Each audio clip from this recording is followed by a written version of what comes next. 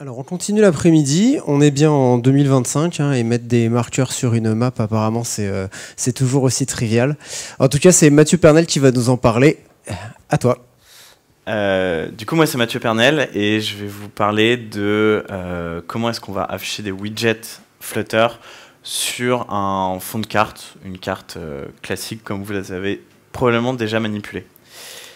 Je bosse chez Theodo Apps. On est une agence qui développe des applications mobiles pour nos clients. On fait du design, on fait du product, on fait un petit peu de stratégie et beaucoup de développement. J'ai bossé l'année dernière sur la refonte d'une application native via Michelin vers une nouvelle version en cross-platform en Flutter. C'était pas mon premier rodéo sur les cartes. Notamment, j'avais déjà bossé sur des apps de ski avec des fonds de cartes qu'on pourrait qualifier d'artistiques, dans le sens où c'est des aquarelles et il n'y a aucune coordonnée géographique de type lat long, donc c'était assez fun. Et ouais, Michelin, c'est une application qui permet de découvrir des points d'intérêt, notamment les restos Michelin, ce genre de choses, et de calculer des itinéraires en voiture. Et ils sont réputés pour avoir la meilleure estimation de coût de trajet, tant sur le kilométrage que l'essence. Donc des features de cartographie plutôt avancées. Et avant de parler de cartes, on va se poser la question, globalement, c'est quoi une carte? C'est une représentation d'un lieu artistique, imaginaire ou réel sur un écran. Et le truc avec les maps, c'est que pour afficher le contenu, ça représente énormément de données. Et du coup, la technique, c'est de découper toutes ces données géographiques en tiles selon 3 axes, donc X, Y, de manière horizontale, le plan horizontal, ou lat long aussi, comme on a l'habitude de l'utiliser. Et il y a un axe vertical qui va correspondre à la résolution des tiles. Donc ça permet d'avoir des toutes petites zones de données à afficher et surtout à les fetcher auprès du back-end sans faire exploser le téléphone. Il y a deux types de cartes globalement dans les applications mobiles, les cartes raster et les cartes vectorielles. Historiquement, les premières qui sont apparues, c'est des cartes raster.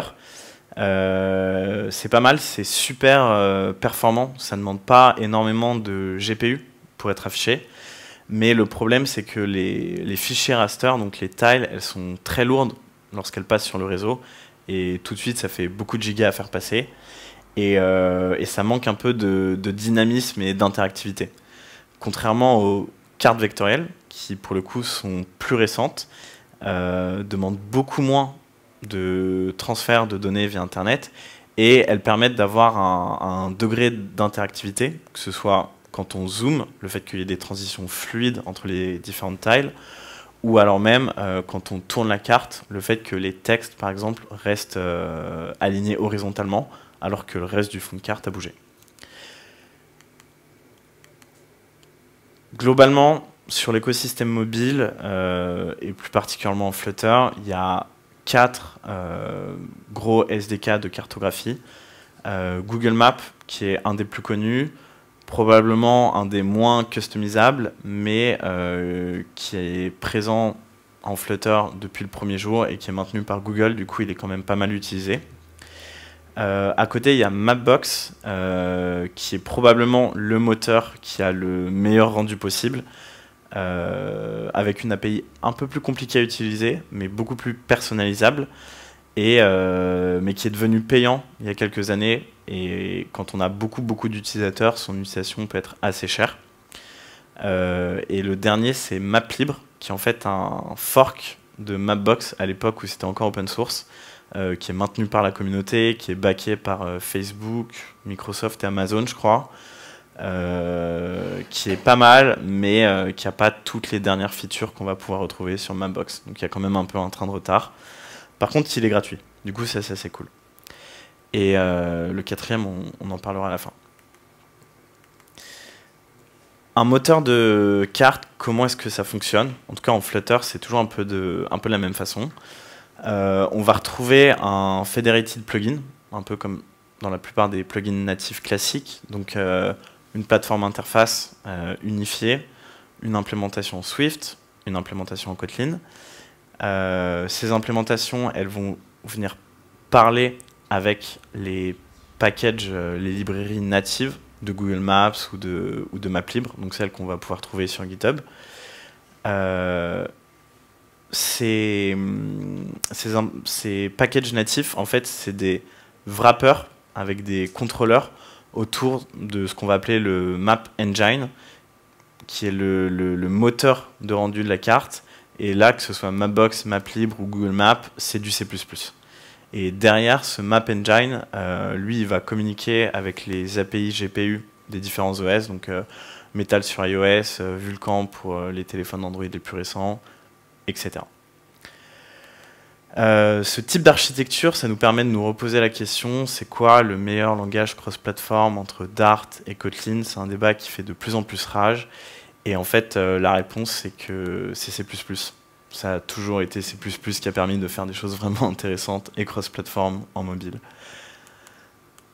Donc, on va construire une carte ensemble et on va essayer d'afficher des marqueurs qui vont correspondre à des lieux. Donc, ça, c'est les marqueurs qu'on doit afficher. Pour le coup, ils sont très beaux, ils ont des shapes un peu spéciales. Ils ont des dégradés radiales à l'intérieur, etc. Ils sont assez cool.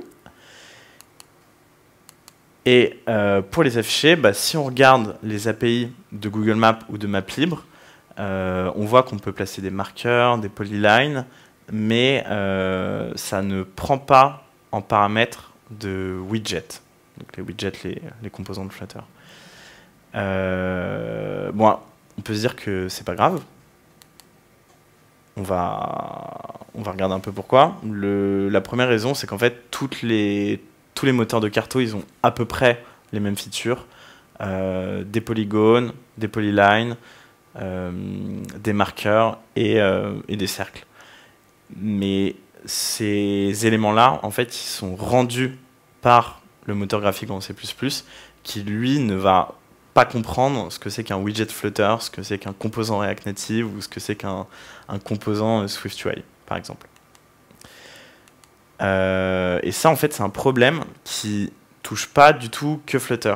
C'est un problème qui existe dans le monde du mobile depuis le début, en iOS, en Android, en React Native, en Flutter, un peu partout pareil. Et c'est un problème que rencontrent beaucoup de développeurs parce que la demande de pouvoir afficher des widgets comme des marqueurs sur Google Maps, c'est la 10e issue la plus likée sur le repo de Flutter.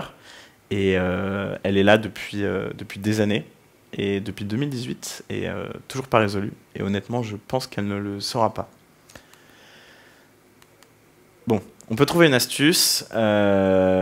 Les librairies de cartes, en fait, elles vont exposer un contrôleur qui, en prenant une position GPS lat long en entrée, va communiquer avec les librairies iOS Android et sera capable de nous renvoyer des coordonnées en pixels sur l'écran. Donc si je veux afficher un marqueur à une adresse, j'ai juste à donner cette adresse à ce contrôleur et lui, il va me renvoyer la position en pixels sur l'écran. Donc ensuite, je place ma carte, je place une stack par-dessus, je mets mon marqueur dans la stack et sa position, elle est déterminée par la valeur de ce contrôleur. Voilà, globalement, problème résolu assez rapidement.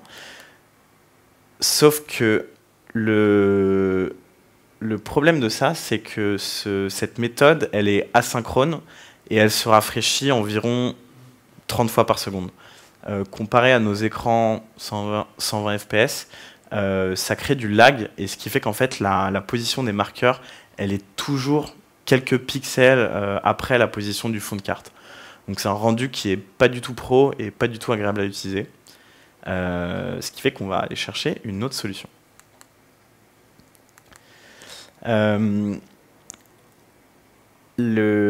quand on a regardé les features qui étaient capables d'afficher un moteur de carto, on avait des marqueurs. Et en fait, dans ces marqueurs, on peut mettre des images. Donc là, au vu des différents marqueurs qu'on était censé afficher pour le projet, il suffisait de les ajouter en tant qu'asset de notre application Flutter. Ensuite, on utilise le root bundle pour aller chercher tous les bytes de ces assets. On les passe à Google Maps avec il y a un objet bitmap descriptor qui prend des bytes en entrée et qui va convertir ça en marqueur Google Maps. Et ça nous permet de les afficher sur la carte. Donc là, pour le coup, quand on a réussi à faire ça, on était content. L'équipe de dev, on était prêt à commencer un nouveau sprint, à se poser la question, c'est quoi la prochaine feature de Carto qui nous attend? Sauf que l'équipe produit, ils avaient un autre besoin. Alors, un besoin qui nous a fait un petit peu peur, c'est afficher le prix des stations essence directement dans les marqueurs. Le prix des hôtels aussi. Et du coup, avec cette contrainte, ça voulait dire qu'on ne pouvait plus, pré-build de l'application, ajouter toutes les variables possibles de nos marqueurs en tant qu'asset dans l'application. Il fallait trouver une façon dynamique de les ajouter sur la carte. La réponse pour ça, c'est de faire des screenshots directement au runtime de l'application. Des screenshots en Flutter. Est-ce que tout le monde a fait du Flutter ici ou pas? Ok, top. Pour faire des screenshots en Flutter, globalement, je pense que vous en avez tous déjà fait. Quand vous faites des golden tests, c'est exactement ce qui se passe. Et du coup, pour les refaire manuellement, nous, au runtime de l'application, on va aller besoin d'aller trouver un render object. Donc, n'ayez pas trop peur, c'est un render object normalement que vous connaissez, c'est repaint boundary. Vous pouvez les voir quand vous êtes en mode debug, ça permet de vérifier dans une stack par exemple que vous n'avez pas trop de repaint en fonction des évolutions de votre application. Et en fait, le render object repaint boundary, il a une méthode toImage asynchrone qui va nous renvoyer les byte data de tout l'arbre de widget qui est en dessous. Donc ça c'est super pratique, mais on arrive devant la partie un petit peu tricky, c'est que j'ai mon arbre de widget où il y a ma carte et il y a mon application, et en fait à côté j'ai envie de générer des marqueurs pour avoir les images, mais ces marqueurs-là, ils n'ont pas du tout besoin de faire partie de mon arbre de widget initial. Du coup, on se pose la question, comment est-ce qu'on va faire pour rendre ces widgets, avoir accès au repaint boundary et pouvoir faire toImage, sachant qu'en fait, toute la partie orchestration, etc.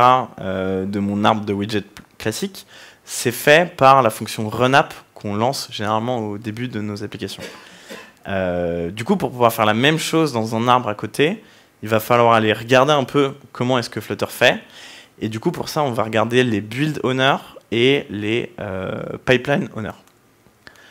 Le build owner, c'est un objet qui va orchestrer tous les rebuilds de l'arbre de widget. Généralement, on peut y accéder quand on regarde dans widget binding, dans l'instance de widget binding. On y a accès, on peut faire des choses avec. Mais dans notre cas d'arbre séparé, le plus simple, c'est tout simplement d'en recréer un nouveau. Et ensuite, on va devoir manipuler la pipeline owner. Donc la pipeline owner, en fait, elle a 4 phases. Et c'est intéressant parce que c'est l'ordre dans lequel Flutter va faire les opérations avant d'afficher une frame. Donc en premier, il y a flush layout, qui va être responsable de calculer la position et la taille des différents éléments affichés. Ensuite, on a flush composing bits, c'est ce qui va gérer les effets, donc un peu le merging des couleurs, les effets de clipping par exemple, quelques effets de blur. Flush paint, qui va parler à Skia et donner directement les instructions de peinture de pixels au moteur graphique. Et le dernier, c'est pas pour rejeter l'accessibilité, mais c'est vrai que quand on fait des screenshots, on n'en a pas besoin. c'est Flush Semantics qui va venir ajouter du coup tous les semantics, le merge de semantics, etc. de notre arbre de widget. Bon, nous, il s'avère qu'on avait fait des choses un petit peu précises, on avait besoin de manipuler tout ça, mais dans le cas où vous voulez essayer de cette technique pour afficher des marqueurs, plutôt que de tout refaire, je vous conseille d'essayer le package Screenshot. Il est très bien, et voilà. Petite démo. Donc ça, c'est la carte avec tous les marqueurs. On peut voir des prix dynamiques ici, par exemple, sur les stations essence. Et en fait, quand je bouge, je reçois des positions pour des nouveaux marqueurs. Et ils sont tous pris en screenshot, au runtime, comme ça, juste avant d'être affichés. Et une fois qu'ils sont affichés, bah, j'ai une fluidité parfaite, ils sont bien stockés sur la carte. Et c'est plutôt performant comme technique. Donc on était satisfait du résultat, c'était un peu technique, ça nous a beaucoup plu de faire ça. On pensait être prêt à passer à la feature suivante, mais encore une fois, on a eu un nouveau message de notre team produit qui avait un nouveau besoin, et cette fois c'était afficher des zones d'intérêt, en fait des zones touristiques le long de l'itinéraire, avec la cover de ces zones touristiques, qui est une image de tourisme récupérée sur la zone. Et en fait, ça nous a un peu fait peur, parce que vous avez probablement déjà eu ce problème, mais quand on affiche une image qui vient du réseau, le contenu de l'image est absolument pas peint lors de la première frame. Donc ça, je ne sais pas si vous avez déjà essayé de render des images dans des golden tests, mais ça rend les tests plutôt flaky, parce que c'est fait de manière assez intelligente, mais le moteur Flutter, il va pas attendre de charger une image de 10 mégabits en mémoire avant de décider de la peindre. Donc en fait, il va laisser passer quelques frames pendant que lui, il est en train de charger l'image, et une fois qu'il a bien tous les bytes de l'image, là, il va commencer à la peindre. Donc dans un contexte d'application qu'on utilise au runtime avec nos 120 frames par seconde, c'est pas du tout un problème. En fait, quand on prend un screenshot, on a un seul essai, et après l'image elle est générée et on peut plus la retoucher. Donc pour résoudre ce problème, en fait, on s'est inspiré de certains packages dans l'écosystème de test et de Golden Test qui existent. Donc il y a Golden Toolkit qui a été fait par eBay et qui est sorti à peu près au début de Flutter, et Adaptive Test qu'on a fait chez Théodo il y a 2-3 ans, qui nous aide pas mal. Et en fait, l'astuce, c'est d'utiliser une fonction qui s'appelle Precache Image, donc qui est asynchrone, et qui va s'assurer de charger tous les bytes d'une image en mémoire pour pouvoir être capable de l'afficher dès la première frame. Precache Image, ça prend un image provider en argument, et là du coup on se pose la question, ok, moi j'ai donné un widget à ma fonction screenshot, j'avais pas du tout l'intention d'aller précacher toutes les images en amont, etc. Donc comment est-ce que je peux faire pour garder une bonne expérience développeur? Comment est-ce que je peux faire pour trouver les images providers de toutes les images que j'ai envie d'afficher dans mon arbre de widget? Et en fait, on va utiliser ce qu'on appelle un Element Tree Visitor.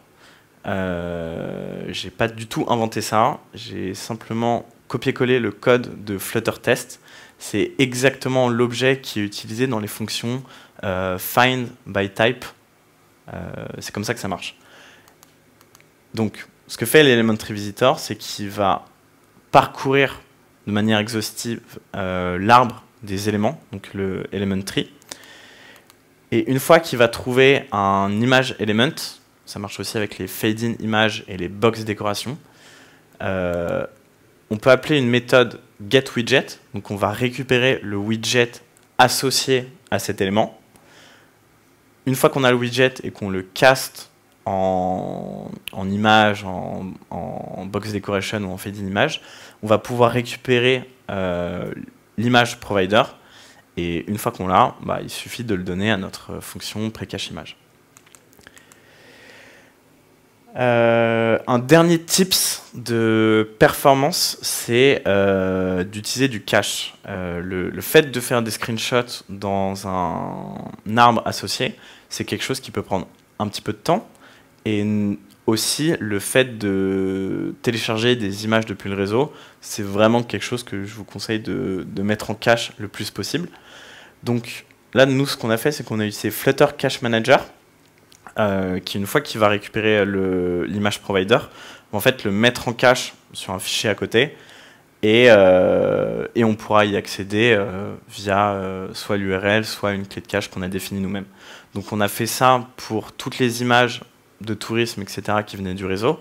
Mais en fait, on a aussi fait ça pour la génération des marqueurs. Je vous ai montré un exemple avec un prix qui était dynamique, qui sera probablement affiché qu'une seule fois. Mais on a aussi plein d'autres marqueurs qui ont la même icône, qui sont affichés 30 fois sur le même écran en parallèle.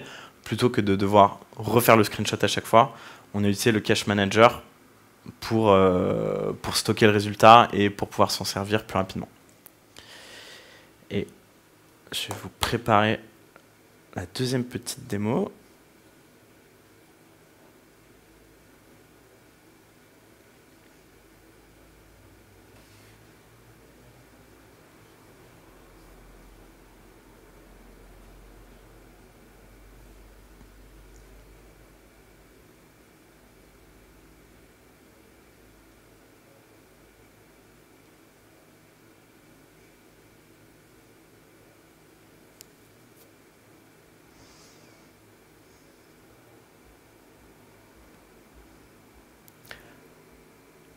Hop là. Donc j'ai calculé un itinéraire entre Paris et Nantes, ce qui est un petit peu un non-sens parce que les Parisiens ils n'ont pas de voiture. Et dans cet itinéraire, en fait, on va avoir des zones touristiques avec des images. Et voilà, et ces images, du coup, elles viennent du réseau, elles sont affichées sur la carte, elles sont parfaitement synchronisées avec le background.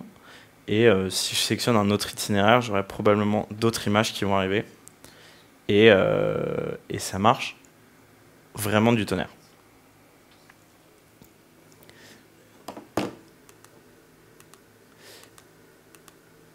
Donc voilà, ça c'est avec toutes ces techniques de screenshot, de mise en cache, de Element Tree Visitor pour aller chercher les images provider, on a réussi à afficher plein de features de Carto différentes et notamment des marqueurs en fait qui n'étaient pas du tout exposés par les API de map libre qu'on aurait dû customiser, comme cela par exemple.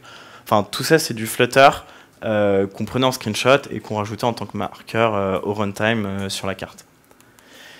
Et bon, je sais pas vous, mais moi j'étais assez déçu de savoir qu'en fait le seul moyen de faire ça, c'est de faire des screenshots. Honnêtement, j'aurais préféré être capable d'afficher pour de vrai des widgets sur un moteur de carte RAW. Pourquoi? Parce que quand on affiche des screenshots, en fait, il nous faut des widgets statiques qui vont pas bouger visuellement.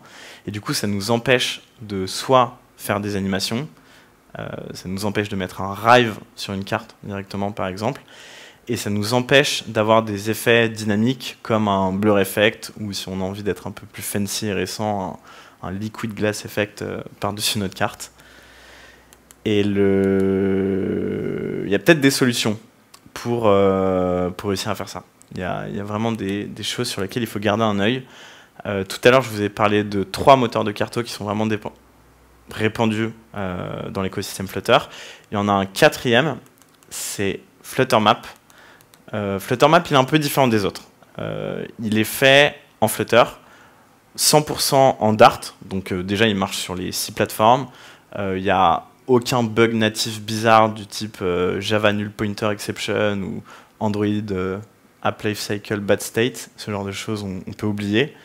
Il y a tout un écosystème de plugins qui a été fait par la communauté qui fait que c'est hyper c'est riche en fonctionnalités et surtout en fait on peut placer des widgets comme des marqueurs. On a essayé de le faire avec des Rive par exemple et ça marche parfaitement bien. Le problème c'est qu'il y a une limitation à FlutterMap, c'est que ça supporte que des tiles raster. En fait, il y a un plugin qui est en construction pour afficher des tiles vectoriels. Mais là, aujourd'hui, ce plugin, il a des gros problèmes de perf, ce qui fait que le rendu, il n'est pas du tout aussi performant que ce qu'on va avoir avec Maplibre ou Mapbox. Il y a une issue ouverte depuis 2023. Le screenshot est un peu vieux, mais je pense que maintenant, il y a encore plus que 92 commentaires et beaucoup plus que 15 participants. C'est vraiment un sujet qui passionne certains développeurs. Et il y en a quelques-uns qui sont en train de construire des choses assez folles, comme Jaffa Ketchup, qui est le mainteneur de FlutterMap. Il y a Green's Opinion, qui est le créateur de FlutterMap Vector, qui bosse pas mal dessus. Et il y a Joshax, qui non seulement bosse sur FlutterMap, mais bosse aussi sur FlutterMap Vector, et trouvait que le plugin Maplibre était nul. Du coup, il en a refait un déclaratif, beaucoup plus moderne. Allez les suivre, c'est leur GitHub, c'est vraiment des gens très brillants. Et en fait, il y a 3 idées pour améliorer ce problème. La première idée, c'est de télécharger des données de cartes vectorielles et de les rasteriser en parallèle dans un autre process que le process Flutter, pour ensuite utiliser FlutterMap et afficher des tuiles raster de manière classique. En fait, l'avantage, c'est que du coup, l'échange de données entre le serveur et l'app, c'est uniquement des données vectorielles. Un problème qu'ils rencontrent, c'est que dans DartUI, le fait de pouvoir utiliser ce qu'il y a et de pouvoir peindre des choses, on peut le faire que dans un seul isolate. Donc, pour l'instant, ils sont un peu bloqués dans cette direction, mais c'est quand même une direction qui a du potentiel, notamment si on utilise un autre moteur que ce qu'il y a pour faire de la rasterisation. La deuxième idée, c'est d'aller plus bas niveau. La manière dont c'est fait, FlutterMap Vector Tiles, ça utilise des passes, et en fait, ça va prendre tous les vecteurs qui viennent des tiles et dessiner des passes de la même manière qu'on dessinerait des vecteurs. Le problème, c'est que ça, c'est pas assez performant, ou en tout cas, on a des problèmes de performance sur la librairie. Mais il y a d'autres API qui sont exposées par Flutter, qui sont peu connues, mais qui sont hyper performantes, notamment Draw Vertices et Draw Raw Vertices, encore plus bas niveau, où là, on manipule vraiment des triangles. Et avec ces triangles, normalement, on peut faire plein de choses. Et la dernière option, c'est Flutter GPU. Donc Flutter GPU, c'est l'équipe Flutter qui travaille sur le fait d'exposer une API qui permet de parler au GPU de manière unifiée en Dart avec toutes les conventions de Flutter.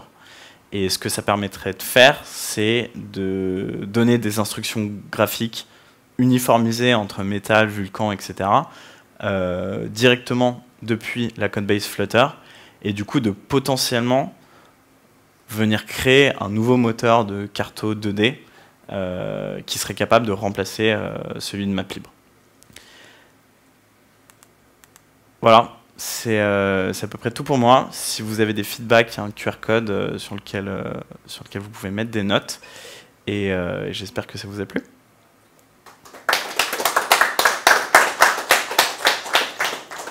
On avait démarré un peu en retard, donc on a le temps pour des questions, si vous en avez.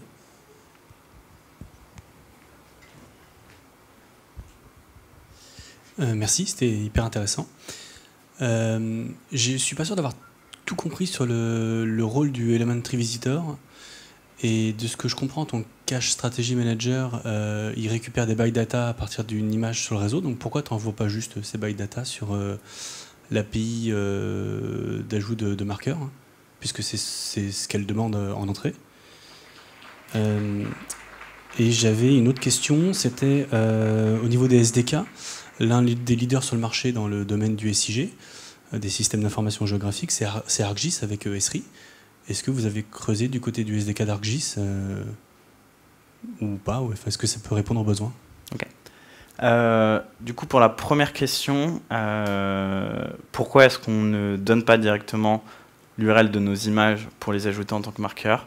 C'est parce qu'en fait, on les clip, on les modifie, on crée un widget autour de cette image, et